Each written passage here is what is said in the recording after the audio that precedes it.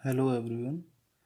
मैं Sandeep Sharma lecturer SCB government polytechnic college Bharatpur मैं कार्यरत हूँ।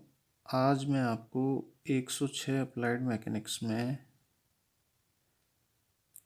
सिंपल मशीन्स टॉपिक के अंतर्गत लॉस इन फ्रिक्शन जो टॉपिक है, यानी कि घर्षण के कारण हानि मशीन्स में, उनसे संबंधित कुछ न्यूमेरिकल आज अपन डिस्कस करेंगे।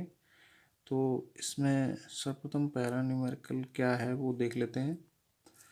तो पहला न्यूमेरिकल है कि एक मशीन में 150 न्यूटन आयास से 900 न्यूटन भार उठाया जा सकता है। मशीन का वेगानुपात 15 है।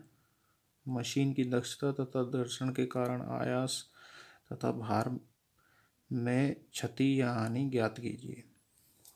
देखिए, इस प्रश्न में ये पूछा गया है कि आपके पास आयास का मान दिया हुआ है।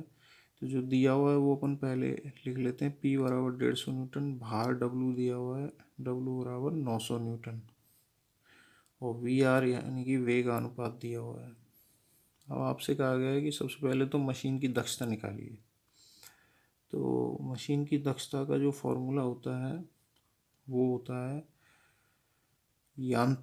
मीटर बराबर यांत्रिक लाभ बटे वेगानुपात।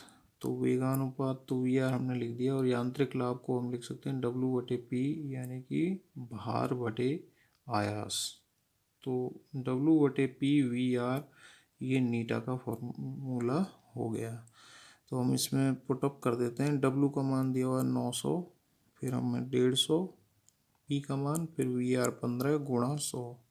क्योंकि ये 100 का गुणा इसलिए कर रहे हैं कि परसेंटेज में आंसर आएगा।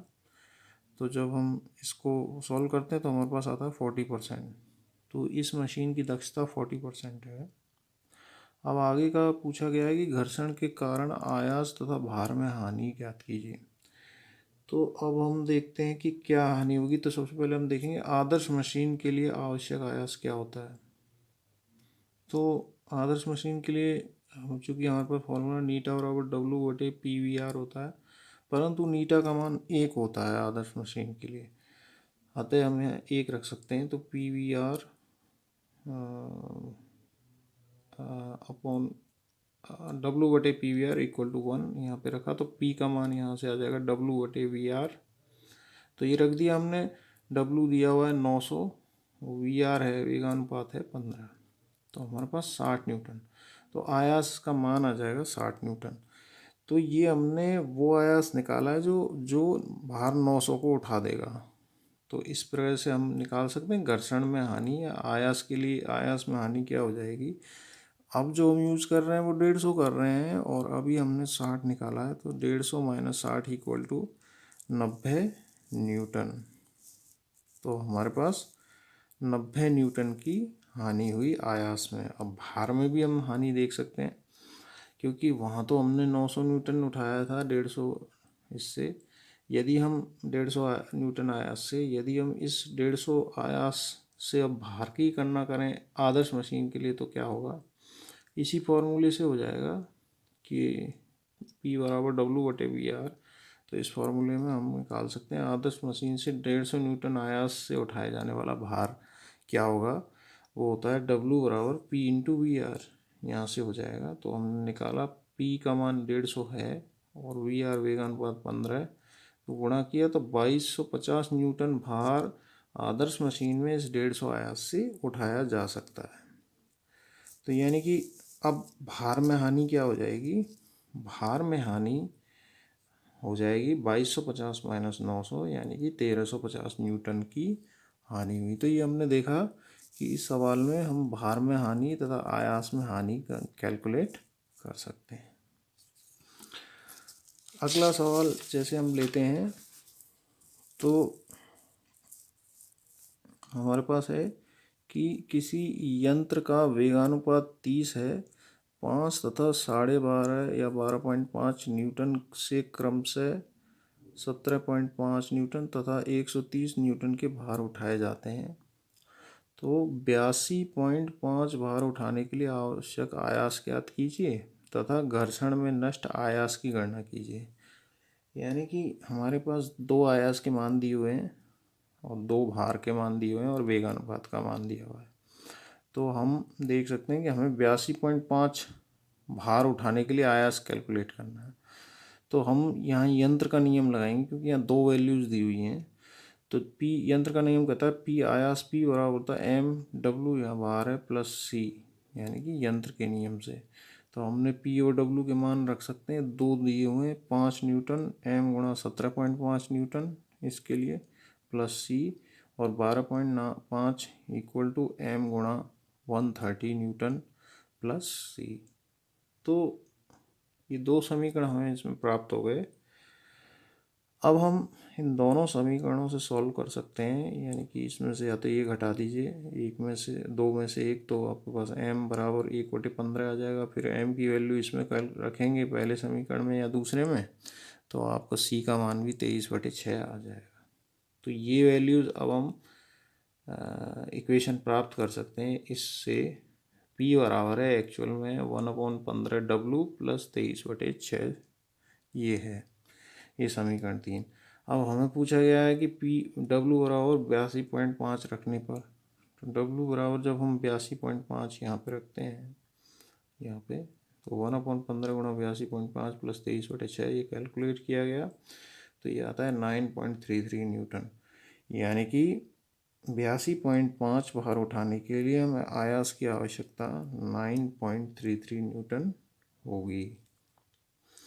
अब हमसे पूछा गया है, एक पार्ट हमने सॉल्व कर लिया, अब पूछा गया है कि घर्षण में नष्ट आयास की गणना कीजिए। अब घर्षण में नष्ट आयास की गणना हम ऐसे करेंगे, यदि हम आदर्श मशीन हो तब क्या होगा। तो आदर्श मशीन के लिए देखिए, यदि मशीन आदर्श हो तो एम ए बराबर वी आर होता है, यानी कि MAW/P बराबर 30, क्योंकि नीटा का मान 1 होता है तो MA बराबर VR होता है, यानी यांत्रिक लाभ बराबर वेगानुपात। तो यांत्रिक लाभ होता है W/P, यानी भार बटे आयास इक्वल टू 30। तो ये हमने रख दिया।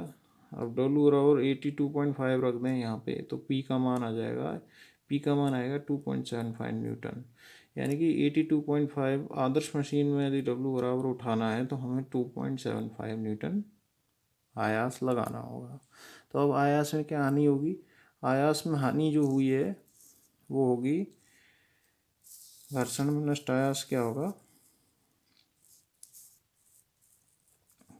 कि वास्तविक आयास क्या लगा है माइनस आदर्श मशीन में। आदर्श मशीन में जो आयास लगाना था, तो वास्तविक आयास लगा है 9.33 माइनस 2.75, यानी कि ये आदर्श मशीन में, ये पहले जो निकाला था वो उसमें से ये घटा दिया, तो 6.58 न्यूटन की हानि हुई है, चूँकि ये आदर्श मशीन नहीं है।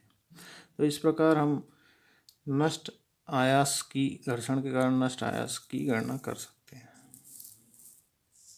इसी प्रकार एक और सवाल हम देख सकते हैं कि यदि एक लिफ्टिंग मशीन द्वारा 770 न्यूटन का भार 15 न्यूटन आयास से उठाया जाता है,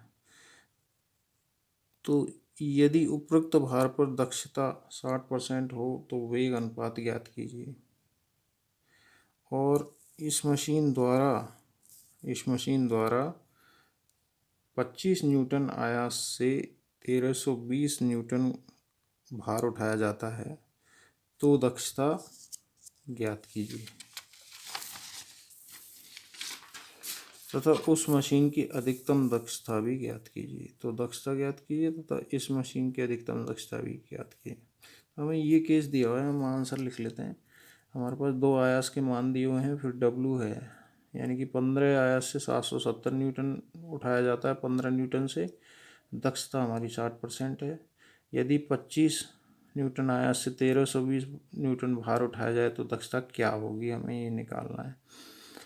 तो वेगानुपात बराबर होता है P नीटा, क्योंकि नीटा बराबर W/P/VR होता है जो हमने देखा था, तो यहाँ से VR इधर ले लेते हैं, तो W/P नीटा हो जाएगा।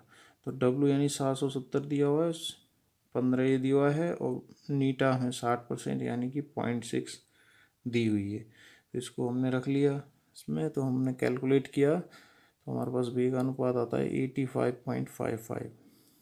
तो यहाँ से हमने पहला पार्ट तो सॉल्व किया कि हमें वेगानुपात 85.5 प्राप्त हो गया। अब हम देखेंगे कि यंत्र के नियम P बराबर mw प्लस सी में P व W के दोनों स्थितियों के मान रख देते हैं। P बराबर क्या था 15,770 m प्लस सी, इसके बाद P बराबर 25 बराबर 1320 m प्लस सी। इन दोनों को सॉल्व किया तो हमारे पास m का मान आया 1/55। ठीक है, तो 1/55 हो गया। अब हमारे पास 1320 न्यूटन भार के लिए दक्षता निकालने के लिए नीटा बराबर होता है W/PVR।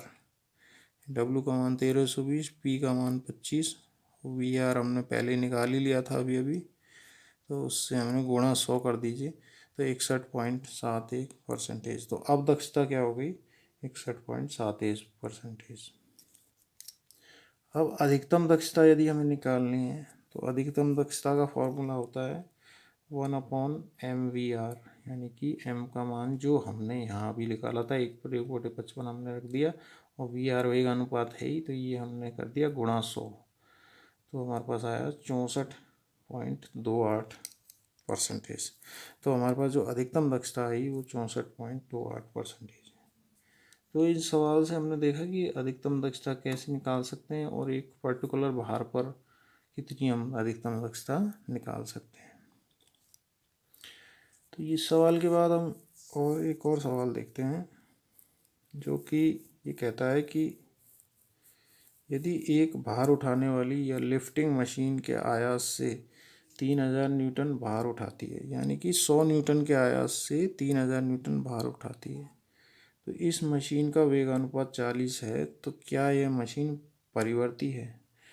यानी कि ये हमें पता करना है कि क्या यह मशीन रिवर्सिबल है। तो हमको दिया हुआ है P बराबर 100 न्यूटन, फिर है W बराबर 3000 न्यूटन और VR बराबर 40। तो हम यहाँ रख सकते हैं दक्षता नीटा बराबर हो जाती है W/PVR गुणा 100 बराबर रख लीजिए 3000 गुणा 100, 3000/100 गुणा 40 ये दिए हुए हैं और गुणा 100 परसेंटेज में 75%। तो हमारे पास दक्षता आई 75%। तो यदि दक्षता 50% से ज़्यादा है अतः यह मशीन परिवर्ती मशीन होगी, क्योंकि परिवर्ती या रिवर्सिबल मशीन की जो दक्षता होती है वो 50% से ज़्यादा होती है, अतः यह मशीन परिवर्ती मशीन है। तो आपने इन सवालों के माध्यम से घर्षण के कारण जो मशीन की कैलकुलेशंस पे जो इफेक्ट पड़ते हैं वो देखें, और इसमें महत्वपूर्ण फार्मूला हमारे पास उभर के आया नीटा बराबर W/PVR। तो इस प्रकार इन फार्मूलेज का प्रयोग करके हम इन सवालों को सॉल्व कर सकते हैं मशीन में घर्षण के कारण जो हानि होती है उसके कारण। तो आपने ये स्टडी किया, धन्यवाद।